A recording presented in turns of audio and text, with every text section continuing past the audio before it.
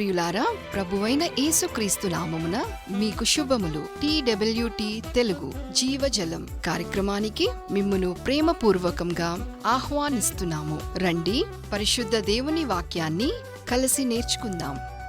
నీ సన్నిధి చాటున దాచుము ప్రభువా నా దినములన్నీయు.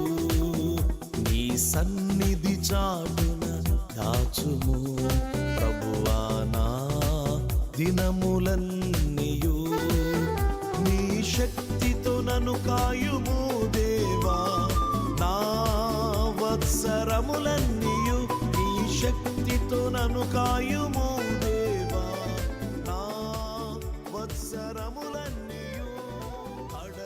ప్రియమైన రేడియో శ్రోతలందరికీ ప్రభువు నామమున శుభములు తెలియజేస్తూ ఉన్నాను. ప్రియులారా, ఈ దినాన మనం ధ్యానించబోయే అంశము లార్డ్స్ సప్పర్, ప్రభురాత్రి భోజనము. వాక్యాన్ని ధ్యానించక మునుపు దేవుని సహాయాన్ని కోరుకుందాం. రండి, ప్రార్థన చేద్దాం. ప్రియ పరలోకపు తండ్రి, మీ వాక్యాన్ని ధ్యానిస్తూ ఉండగా మీ కృపను విస్తరింపు చేయమని ప్రార్థిస్తూ ఉన్నాను. వాక్యాన్ని వినే కొలది ఆత్మలో వర్ధిల్లటానికి సహాయము చేయండి. మా జీవితాలలో ఆశీర్వాదాన్ని దయచేయండి. చేరివచ్చిన మా ప్రియులనందరినీ, వారి కుటుంబాలను తప్పక దీవించుమని మీ ప్రియకుమారుడైన యేసుక్రీస్తు అతి పరిశుద్ధమైన నామమున ప్రార్థిస్తున్నాము పరలోకపు తండ్రి. ఆమెన్.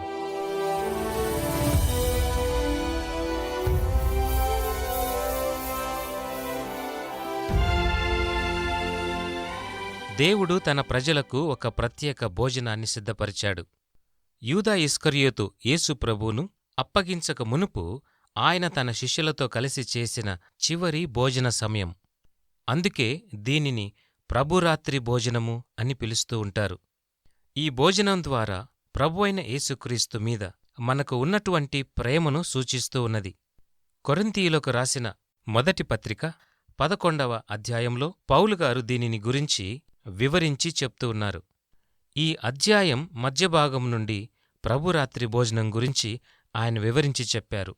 మనము ప్రభురాత్రి భోజనములో పాలు పొందక మునుపు ఏ జాగ్రత్తలు తీసుకోవాలో, ఆత్మీయంగా ఎలాగ సిద్ధపడాలో, ఇలాంటి సూచనలు, హెచ్చరికలు ఉన్నాయి. గమనించండి, 11వ అధ్యాయంలో చెప్పబడిన ప్రభురాత్రి భోజనం యొక్క వచనాల కంటే ముందు ఉన్న 10వ అధ్యాయంలోని 16వ వచనాన్ని గురించి మీకు తెలియజేయాలని అనుకుంటున్నాను. ఇందులో మనమందరము ఒకటే అన్న భావాన్ని కలిగిస్తుంది మరియు విశ్వాసుల యొక్క మహిమ శరీరం గురించి మాట్లాడటం జరిగింది. ఈ విషయాన్ని కొంతమంది ఏమని అర్థం చేసుకున్నారు అంటే, రక్షణ పొందినవారిగానో లేదా సంఘ సభ్యత్వానికి సంబంధించినదో అని అనుకుంటూ ఉంటారు.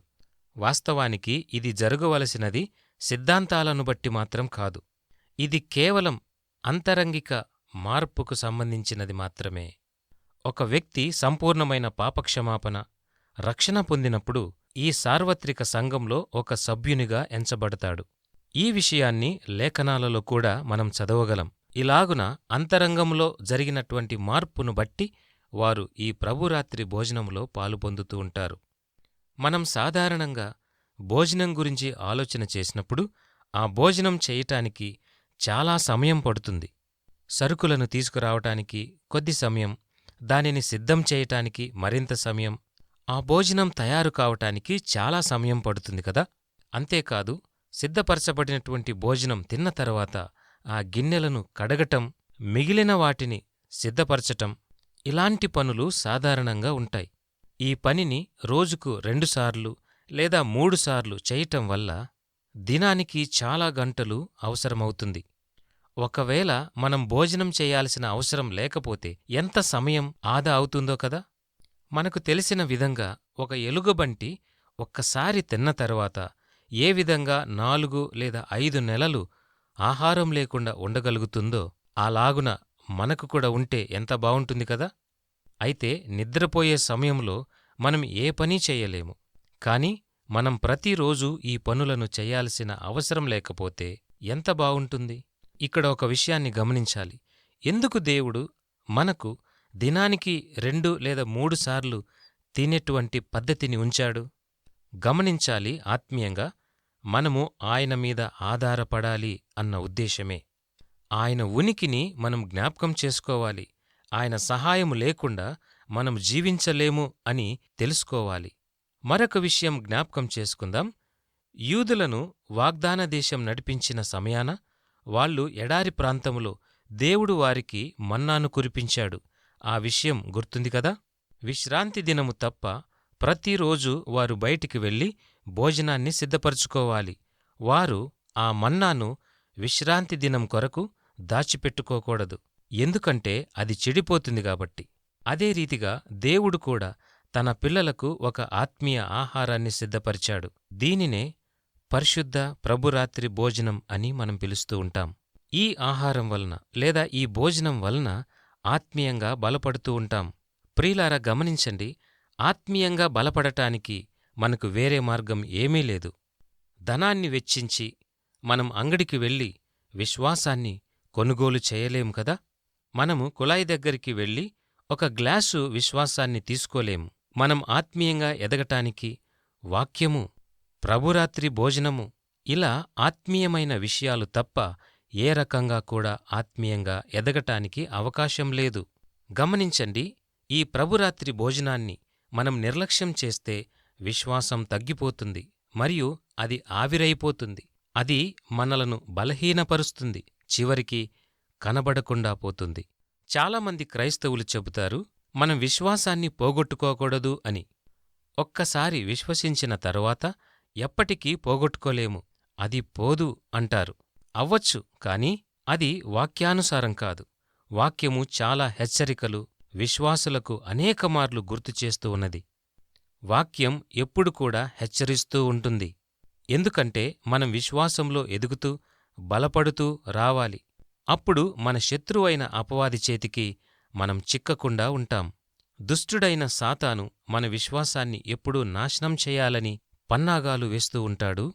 అందుకే మనం జాగ్రత్తగా ఉండాలి. ప్రమాదం లేకపోతే ఇన్ని హెచ్చరికలు ఎందుకు ప్రభు రాయించి ఉంచాడు? ప్రియ శ్రోతలు, పరిశుద్ధ గ్రంథంలో మనం చూచినట్లయితే అనేకమంది విశ్వాసులు బలహీనులై పాపములో పడిపోయినటువంటి సందర్భాలు ఎన్నో ఉన్నాయి మరియు సాదృశ్యాలు కూడా రాయబడ్డాయి. ఒకసారి విశ్వాసంలో నిలిచి తరువాత కొద్ది కాలానికి పడిపోయినవారు చాలామంది ఉన్నారు. కొన్ని సమయాల్లో వారు విశ్వాసంలో బలహీనమైపోతారు.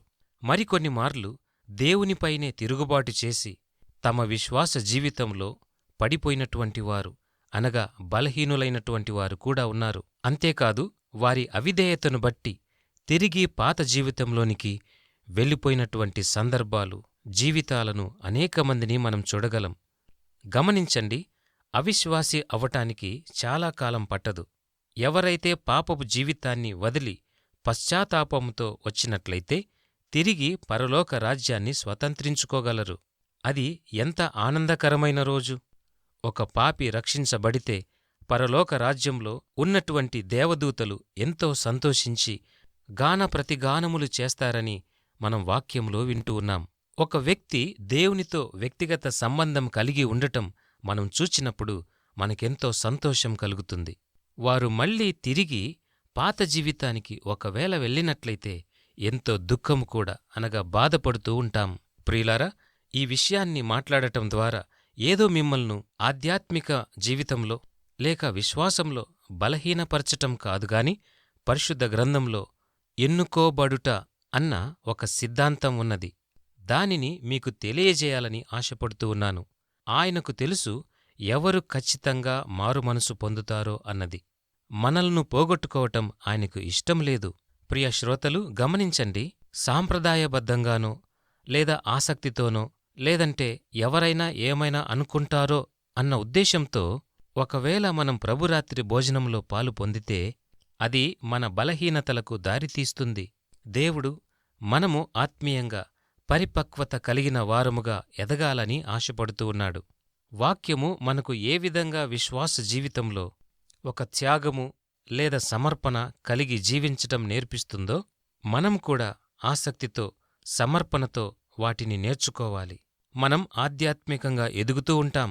మనము ఎంత ఎక్కువగా వెలుగుతూ ఉంటామో అంత ఎక్కువగా చీకటి మనకు దూరమవుతుంది.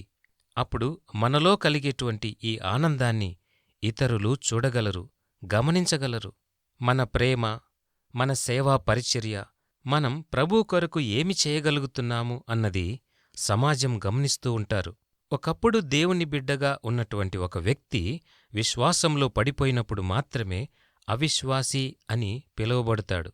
అది ఎలా జరుగుతుందంటే, ప్రభురాత్రి భోజనాన్ని, దేవుని పరిశుద్ధ వాక్యాన్ని నిర్లక్ష్యం చేయటం ద్వారా దేవుడు మనకు ఇచ్చేటువంటి ఇంత శ్రేష్టమైన భోజనానికి దూరంగా ఉన్నప్పుడు లేదా తీసుకోలేకపోయినప్పుడు విశ్వాసంలో ఎదగలేము. నేను చెప్పాలనుకున్న విషయం ఏమిటంటే, ప్రభురాత్రి భోజనం కొరకు సిద్ధపడటం చాలా అత్యవసరం. కొరింథీయులకు రాసిన మొదటి పత్రిక 11వ అధ్యాయములో ప్రభురాత్రి భోజనంలో పాలు పొందక మునుపు మనం ఎలా సిద్ధపడాలో, ఎలా మనలను మనము పరీక్షించుకోవాలో అక్కడ క్షుణ్ణంగా రాయబడి ఉన్నది. కాబట్టి ఇప్పుడు మనం ఏమని ప్రశ్నించుకోవాలి? నేను విశ్వాసినైతే, ఒకవేళ క్షమాపణ అవసరమైతే, ఈ ప్రభురాత్రి భోజనంలో పాలు పొందుతున్నప్పుడు ప్రభువు కూడా అక్కడ ఉన్నాడని నమ్మాలి. ఆయన నన్ను ఆత్మీయంగా బలపరుస్తూ ఉన్నాడా? ఆయన నాకు కావలసినటువంటి ఆత్మీయ శక్తిని దయచేస్తూ ఉన్నాడా? ఆయన నన్ను క్షమిస్తూ ఉన్నాడా? ఇలాంటి ప్రశ్నలు నీకు నీవుగా వేసుకొని నీ జీవితంలో కూడా ఆయనను సొంత రక్షకునిగా అంగీకరించాలి. ఇవన్నీ నువ్వు అనుకోవాలి, ఆలోచన చెయ్యాలి, ఒక తీర్మానం తీసుకోవాలి. నీ విశ్వాసాన్ని బట్టి ప్రభురాత్రి భోజనంలో పాలు పొందాలా లేదా అన్నది నిర్ణయించబడింది. మరి నీవు నిజమైన దేవుని బిడ్డవా కాదా అన్నది కూడా దానిమీదే ఆధారపడి ఉన్నది. ఒకవేళ నీవు దేవుని బిడ్డవైతే ఆయన సేవ చేస్తావు. ఈ పరిశుద్ధమైన ప్రభురాత్రి భోజనంలో తప్పక పాలు పొందుతావు కూడా.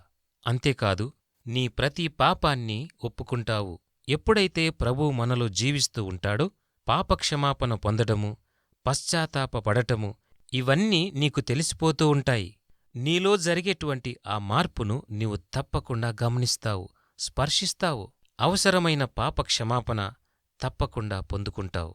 ఇంతకాలము ఒకవేళ నీవు ప్రభురాత్రి భోజనం తీసుకోకుండా నిర్లక్ష్యం చేస్తూ ఉంటే ఇప్పుడు తిరిగి దానిని మొదలుపెట్టవచ్చు. ఏ సంఘములో అయితే సత్యవాక్యాన్ని ప్రకటిస్తూ ఉంటారో ఆ సంఘముతో అంటుకట్టబడి ఉండటం అది నీకు క్షేమకరం. అంతేకాదు, అలా సంఘ సహవాసం కలిగి ఉండటం అది నీకు చాలా అవసరమై ఉన్నది. పరిశుద్ధమైన వాక్యం సెలవిస్తూ ఉన్నది, ప్రభురాత్రి భోజనంలో ఎడతెగక పాలు పొందుతూ ఉండాలి. ఇతర విశ్వాసులతో కలిసి మనం అవకాశం ఉన్నప్పుడెల్లా ప్రభురాత్రి భోజనంలో పాలు పొందుతూ రావాలి. అదే సంఘ సహవాసానికి సూచన. ఇలాగున నీ ఆత్మను వర్ధిల్ల చేసుకోవటానికి, బలపరుచుకోవటానికి ఈ పరిశుద్ధమైన ప్రభురాత్రి భోజనంలో నీవు తప్పక పాలు పొందటానికి ఒక నిర్ణయాన్ని తీసుకో. దేవుడు నీకు సహాయం చేస్తాడు. అలాగున ఆధ్యాత్మికంగా నీవు ఎదగటానికి పరిశుద్ధ దేవుడు సహాయము చేయునుగాక. ఆమెన్.